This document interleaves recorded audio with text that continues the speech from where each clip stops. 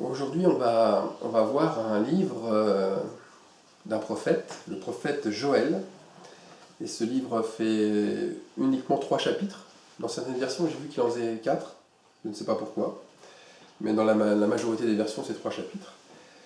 J'ai commencé à le lire et j'y ai vu énormément de choses que je n'avais pas vues jusqu'à maintenant. Et à l'évidence, j'aurais besoin de plusieurs messages pour parler de la révélation que Joël a et nous confie par l'intermédiaire de tous ces versets. Tellement j'ai vu des passages qui me sont apparus vraiment riches d'enseignements.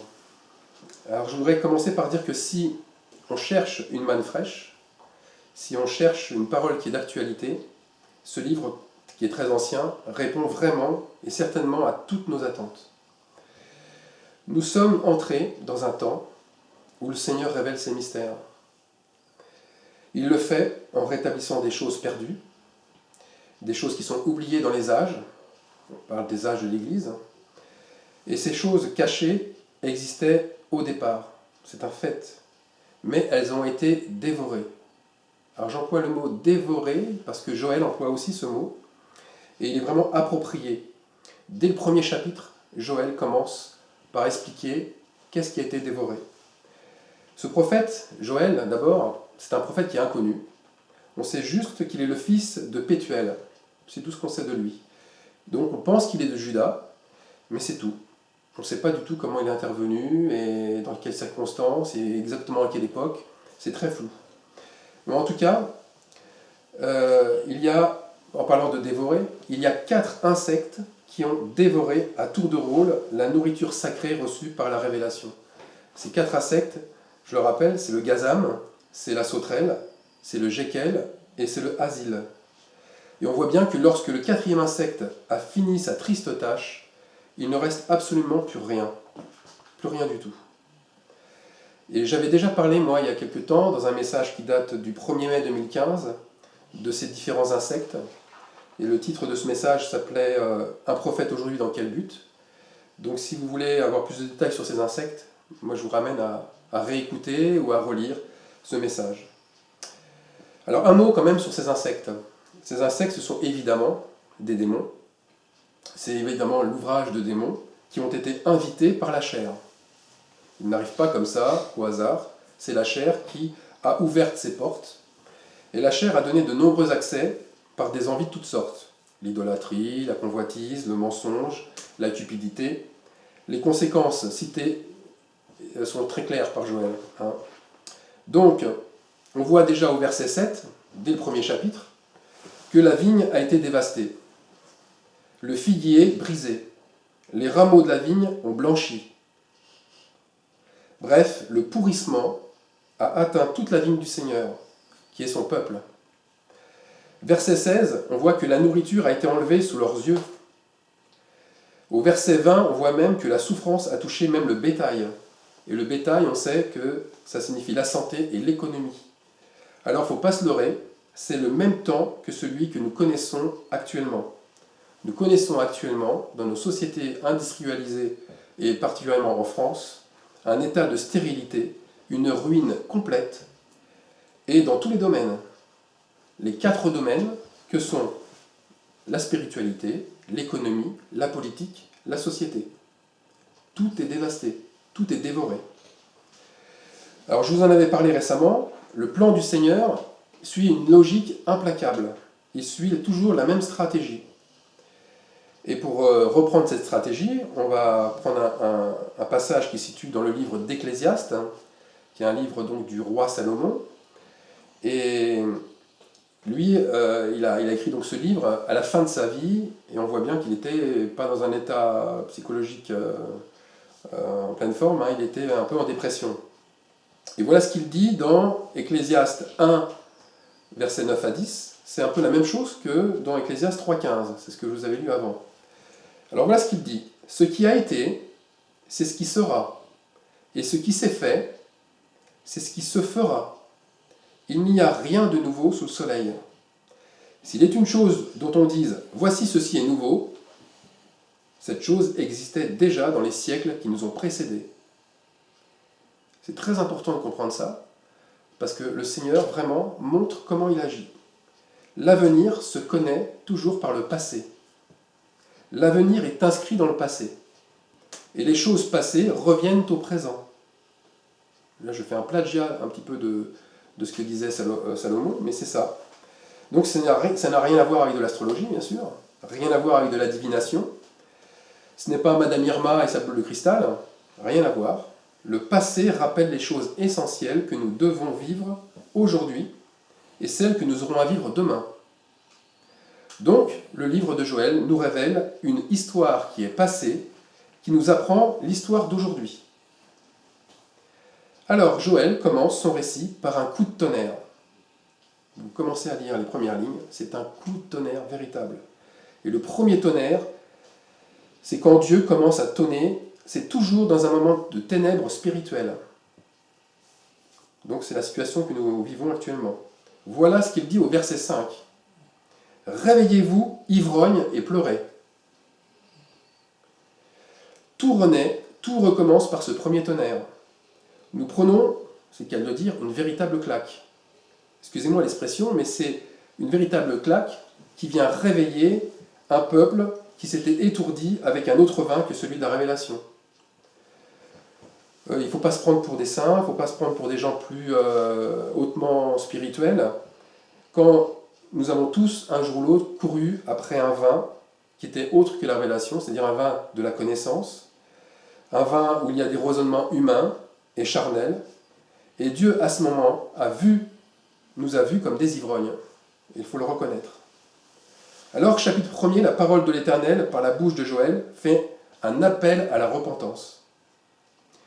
C'est la même chose que ce qu'a fait après lui Jean-Baptiste.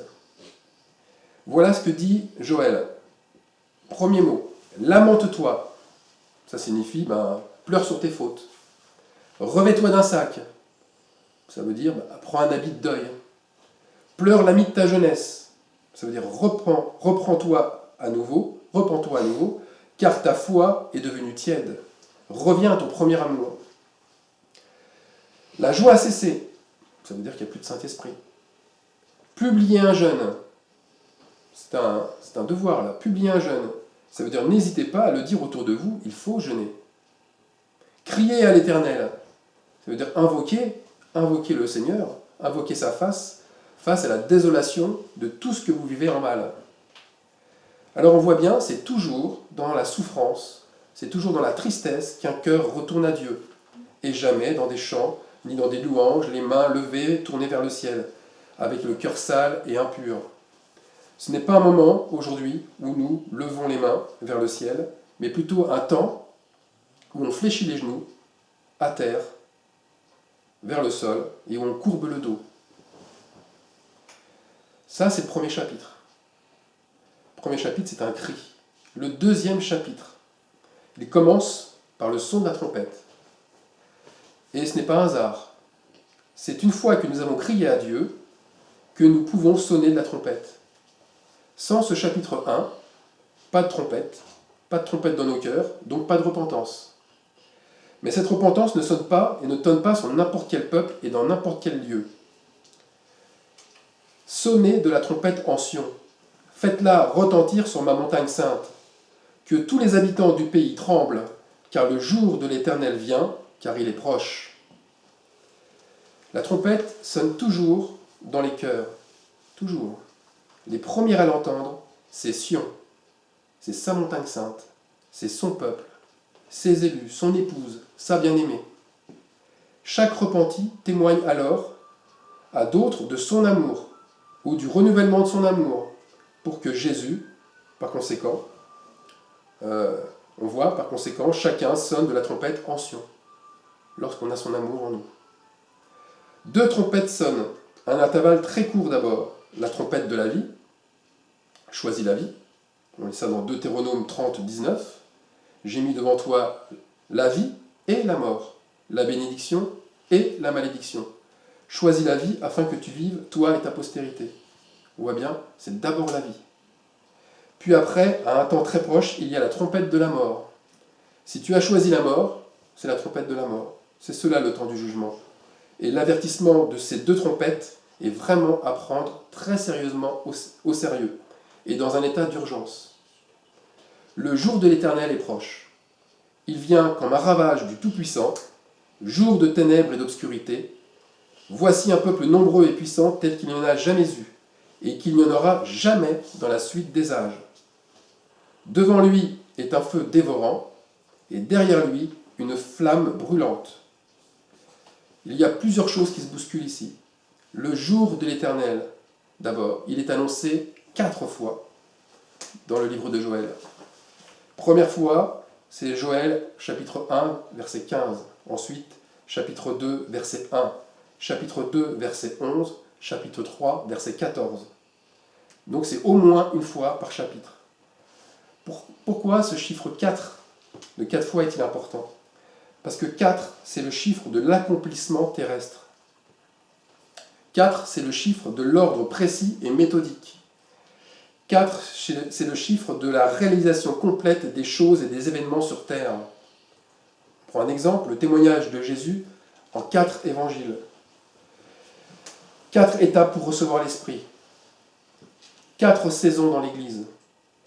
4 êtres vivants. 4 insectes, etc., etc. Et là, il y a aussi 4 jours de l'Éternel, annoncés ici par Joël. Le jour de l'Éternel, c'est une guerre d'une ampleur effroyable. Une guerre réelle, dans le sang. C'est un bain de sang. C'est un jour de ténèbres et non de lumière. Mais, il y a un mais, il y a 2 guerres. Il y a une guerre spirituelle, d'abord, juste avant, qui commence très peu de temps avant. Le jugement commence par la maison de Dieu en premier. On le sait. C'est 1 Pierre 4, 17. Et Juda passe toujours avant Israël.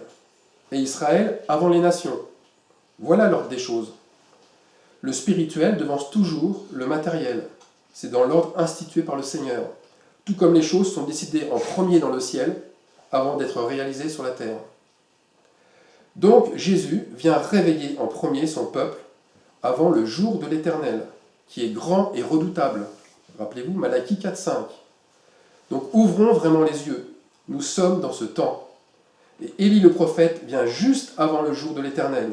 Il vient et il est toujours venu avant le jour de l'Éternel. Au total, ce sera 4 fois, 4 venues. Cette guerre spirituelle, elle est à 2 tranchants, comme l'épée du Seigneur. Exactement pareil. Un tranchant pour fendre les cœurs et un tranchant pour séparer et rassembler. Joël nous le dit clairement. On va le lire dans Joël, chapitre 2, verset 12. Premier tranchant. Maintenant encore, dit l'Éternel, revenez à moi de tout votre cœur, avec des jeûnes, avec des pleurs et des lamentations. Déchirez vos cœurs et non vos vêtements. Voyez le premier tranchant, le cœur. Ici, c'est un appel à s'humilier et non à pratiquer d'autres œuvres. Les vêtements, ce sont des œuvres. Dieu ne nous demande pas de faire des œuvres. Il nous demande, ne touchez pas aux vêtements, mais c'est votre cœur en premier. Ensuite, on a 4 versets plus loin, Joël 2,16, le deuxième tranchant. Assemblez le peuple, formez une sainte réunion, assemblez les vieillards, assemblez les enfants, même les nourrissons à la mamelle, que l'époux sorte de sa demeure et l'épouse de sa chambre. L'épouse dormait, elle dormait elle aussi dans sa chambre, et c'est pourquoi l'époux était dans sa demeure et ne parlait plus. C'est encore une référence à la demi-heure de silence d'Apocalypse 8, les 20 ans où le Seigneur n'a pas parlé. Alors, où se fait ce rassemblement? Dans quel lieu? On l'a déjà dit avant, on va le redire après, c'est en Sion. En Sion. Verset 15. Sonnez de la trompette en Sion. Publiez un jeûne, une convocation solennelle. Sion, c'est dans les cœurs. D'accord? C'est en premier dans les cœurs. Alors, rappelez-vous aussi mon message du 27 juin 2014, où j'annonçais, où je publiais un jeûne, une convocation solennelle à l'Assemblée.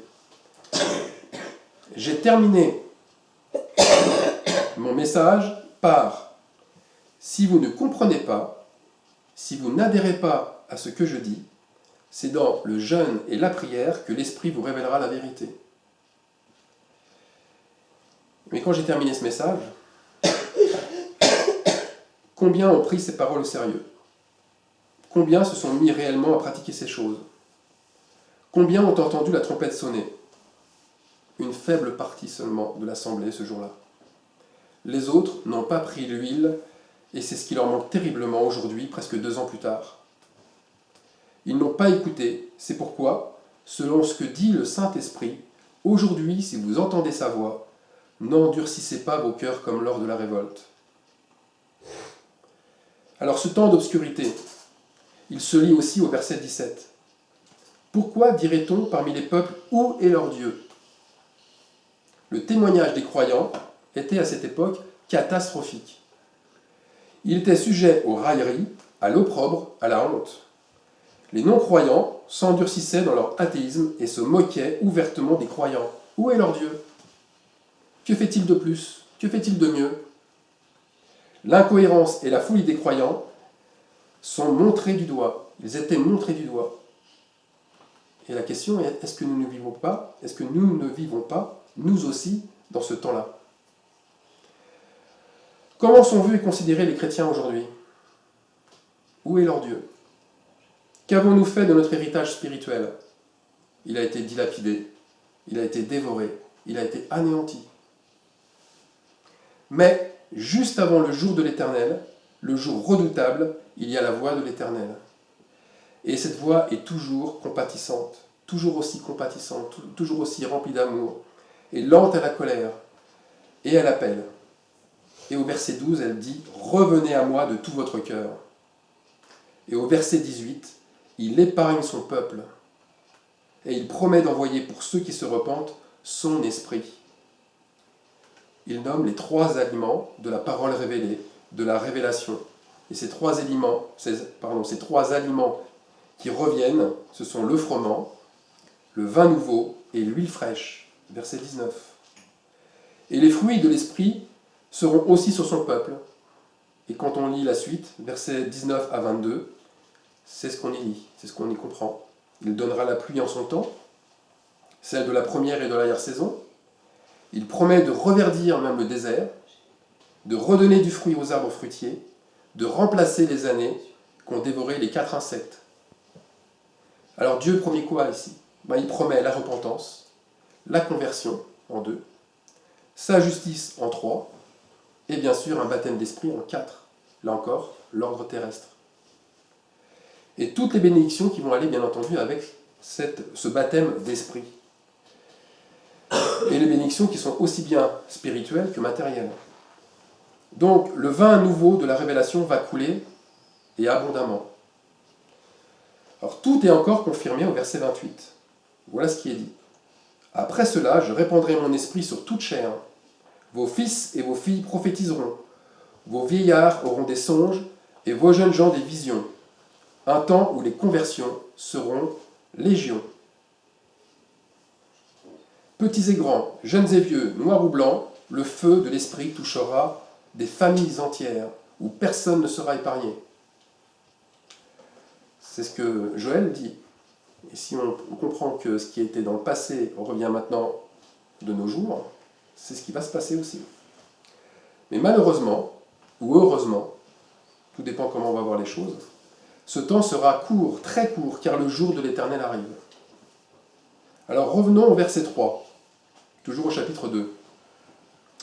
Avant le jour de l'Éternel, Dieu rassemble un peuple nombreux et puissant, tel qu'il n'y en a jamais eu et qu'il n'y en aura jamais dans la suite des âges. C'est le grand réveil de l'épouse. C'est ce réveil qui fait trembler la terre et pâlir les peuples. Verset 10, devant eux, la terre tremble. Verset 11, son camp est immense. Regardez. Premier point, ils courent comme des cavaliers. À les entendre, on dirait un bruit de chars. Sur le sommet des montagnes où ils bondissent, c'est comme une armée puissante qui se prépare au combat. Sa préparation, en fait, fait du bruit. La préparation de l'épouse fait du bruit. Elle est impressionnante, car elle se fait à grande vitesse. Ils courent, ils bondissent, ils s'élancent. Verset 6, tous les visages pâlissent. Verset 7, ils s'élancent comme des guerriers. On voit bien que chaque guerrier suit l'inspiration que le Saint-Esprit lui confère. Tout se fait par l'esprit et bien discipliné et dans l'ordre. Regardons et apprécions l'ordre de l'armée de Dieu. Elle est identique à celle de Gédéon. 4 choses. Ils escaladent les murs, comme des gens de guerre. Chacun va son chemin, sans s'écarter de sa route. Ils ne se bousculent pas les uns les autres. Et ils chacun garde son rang. 4e point, on lit ça au verset 7 et au verset 8. Avec Gédéon, chacun avait sa cruche, chacun sa trompette, chacun son flambeau, son ordre de mission, c'est-à-dire son huile, qui est le même pour tous, bien qu'ils étaient à des endroits bien différents. Il y avait 3 groupes, 3 corps qui encerclaient l'ennemi. On voit bien que la stratégie est la même. Mais on va s'arrêter un petit instant sur « chacun garde son rang » au verset 8. Moi, je me sens obligé de repréciser l'ordre dans l'Église. Cet ordre est indispensable pour mener un combat. Le combat de l'épouse. Quel est cet ordre? Alors, tout est résumé dans la soumission. Premièrement, l'Église est soumise aux anciens. 2e point, les anciens sont soumis au Saint-Esprit. Le Saint-Esprit, c'est lorsqu'on privilégie la parole qui est révélée. Et cette parole est révélée soit chez un prophète, soit un apôtre, soit un disciple, comme le Saint-Esprit le veut. 3e point, les femmes sont soumises aux hommes. Et enfin, 4e point, pour encore faire revenir le chiffre 4, chacun est soumis l'un à l'autre, les uns aux autres. Voilà l'ordre dans l'assemblée. Sinon, il y a bousculade et chacun prendra une route inadaptée, une impasse. Alors nous voyons bien qu'aucun groupe ne pourra prétendre au réveil sans s'être placé sous cet ordre divin, qui n'est pas autre chose que ce que nos pères dans la foi vivaient dans la première église à Jérusalem. Alors verset 9, ils se répandent dans la ville, courent sur les murailles, montent sur les maisons, entrent par la fenêtre comme un voleur. Là aussi, 4 situations.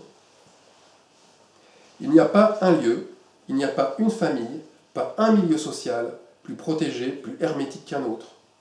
Tout s'enflamme, comme le crie le verset 3. Devant lui, un feu dévorant, et derrière lui, une flamme brûlante. L'Esprit, on le voit bien, descend sur un peuple, comme à la Pentecôte. Et rappelons que ce feu de la Pentecôte, ça a touché 3000 âmes de plus en un seul jour. C'est la saison de l'été. Joël nous montre la saison de l'été.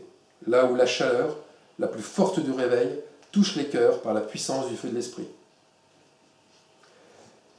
Alors nous avons Ésaïe qui confirme ce que le prophète Joël nous annonce.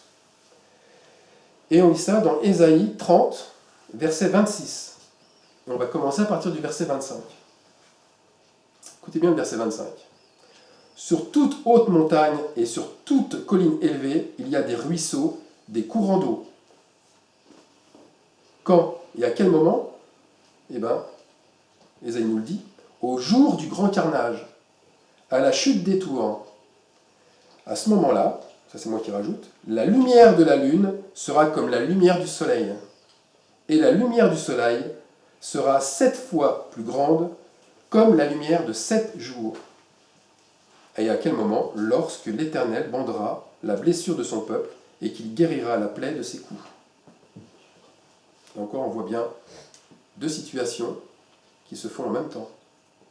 Alors pour revenir avec le jour du carnage, le jour du grand carnage, où selon les versions, on a le jour du grand massacre. J'ai vu des versions où c'est marqué le jour de la grande tuerie. Ça fait peur. Est-ce que ce jour serait différent du jour de l'Éternel? Alors, Ézéchiel, au chapitre 30, verset 3, nous dit « Car le jour approche, le jour de l'Éternel approche, jour ténébreux. Ce sera le temps des nations. » Le jour de l'Éternel, c'est le temps des nations. Et ce qu'il faut comprendre ici, c'est que les œuvres retombent sur la tête des nations. Il leur sera fait ce qu'elles ont fait. Abdias 1.11. Et le héros pousse des cris amers. Sophonie 1.14. Ensuite, il n'y a pas qu'un seul jour où Dieu juge les nations. Mais le jour du grand carnage, c'est un jour de l'Éternel, un de plus. Et ce qui a été, et ce qui est a déjà été, pardon. Il y en a eu d'autres avant nous, et il y en aura sans doute d'autres ensuite, des jours de l'Éternel. Alors, le jour du grand carnage, c'est le moment où Babylone, les tours de Babel s'effondreront. Les tours, ce sont bien entendu les fondations verticales, les doctrines, les puissances, les faux temples, le moment où tout le système, qu'il soit économique, religieux, social et politique, tombe. Tout ça, ça se casse la figure. Des signes avant-coureurs nous avaient été déjà donnés en premier, avec l'effondrement des 2 tours de World Trade Center. Excusez-moi mon accent. Puis actuellement, la destruction des temples hindous, ou ceux de Baal. Et ce moment est annoncé aussi dans Apocalypse 18-21. Alors un ange puissant prit une pierre semblable à une grande meule, et il la jeta dans la mer. La mer, c'est le peuple. En disant, ainsi sera précipitée avec violence Babylone, la grande ville, et elle ne sera plus trouvée. Le livre de Daniel témoigne de la même chose. Au chapitre 2, à partir du verset 34, on voit qu'une pierre se détache de la grande statue pour venir briser les pieds de fer et d'argile de la statue, et tout va s'écrouler. Ce temps de bouleversement et de ruine coïncide exactement avec le rassemblement de l'épouse. Croire que l'épouse est rassemblée dans un temps de paix, c'est anti-biblique. La lumière du soleil, à ce moment-là, au moment du rassemblement de l'épouse, elle sera 7 fois plus grande, comme on l'a vu, comme la lumière de 7 jours. Et la puissance du soleil, qui est notre Dieu, ne peut atteindre son apogée qu'en présence de son épouse. Car j'en avais déjà parlé dans mon précédent message, le Seigneur qui est la tête ne peut être entièrement lui, c'est-à-dire que Dieu ne peut être entier qu'avec son corps, avec ses élus, qui sont réunis ensemble. Ils brillent ensemble 7 fois plus fort. Alors la révélation viendra sur l'Église. L'Église, c'est aussi bien les vierges folles que les vierges sages, qui se réveillent en même temps, puisque la lumière de la lune sera comme le soleil. Et tout cela, eh bien, pendant le combat de l'épouse, puisque pendant ce combat, il bandera la blessure de son peuple et il guérira la plaie de ses coups. Vous voyez, le Seigneur ne vient pas annoncer une nouvelle doctrine, il ne vient pas mettre à part un groupe religieux plus qu'un autre, il vient toujours pour libérer de l'oppression, pour soigner les malades, pour guérir les blessés. La trompette libère de ceux qui, encore aujourd'hui, oppressent, blessent, martyrisent, mettent des coups, aussi bien par leurs paroles méchantes que par leurs actes violents. Donc, le jour du grand carnage montre en parallèle la colère de Dieu, qui est ardente. Ésaïe 30, 27-28 nous dit « C'est un violent incendie. Ses lèvres, les lèvres de Dieu, sont pleines de fureur, et sa langue est comme un feu dévorant.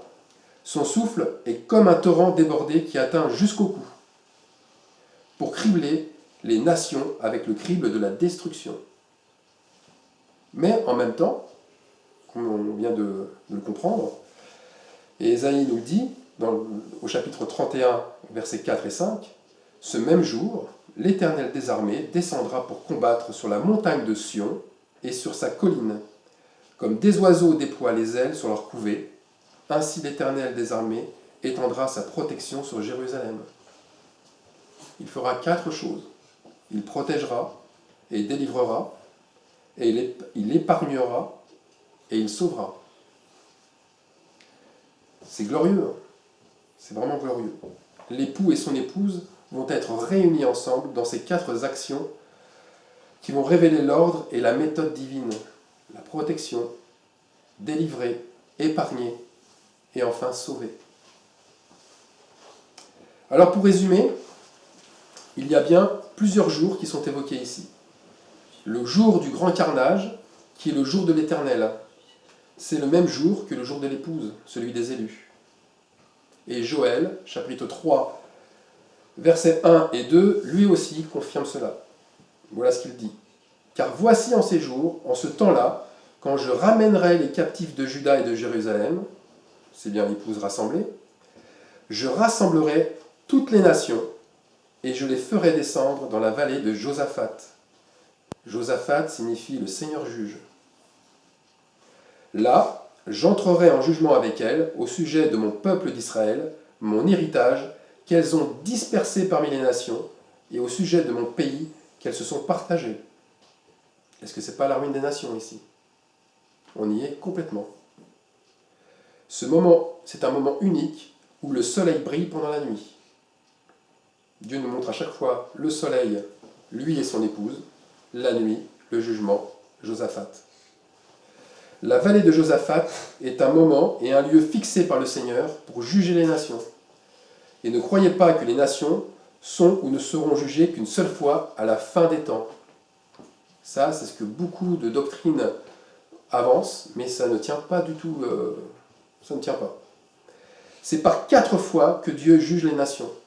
C'est par 4 fois que Dieu rassemble les nations et les fait descendre dans cette vallée du jugement, dans la vallée de Josaphat. C'est l'ordre établi par le Seigneur.